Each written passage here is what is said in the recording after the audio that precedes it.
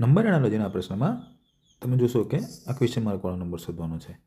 તો જુઓ, અહીંયાથી સૌપ્રથમ આપણે ઉપરનું ત્રિકોણ જોઈએ. એમાં આપે છે 3, પછી આપે છે 4, તો અને પછી આપે છે 5. તો આ ક્વેશ્ચનમાં આપણે શું કરીશું? તો ક્લોકવાઇઝ ગણતરી કરીશું.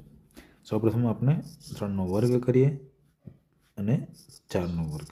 3નો વર્ગ કેટલા થશે? 9. અને 4નો વર્ગ કેટલો થશે?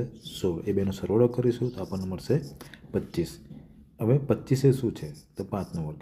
એટલા માટે આપણે અહીંયા કેટલા મૂક્યા છે? 5. ઓકે.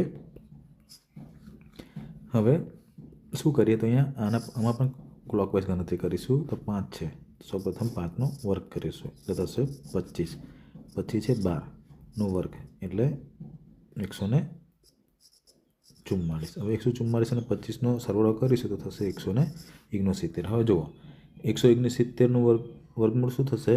તો કે 13. એટલે 13નો વર્ગ શું થાય? 169. તો અહીંયા કઈ સંખ્યા આવશે? તો કે ઓપ્શન નંબર બી 13 આવશે. ક્વેશ્ચન માર્કની જગ્યાએ આવશે નંબર 13.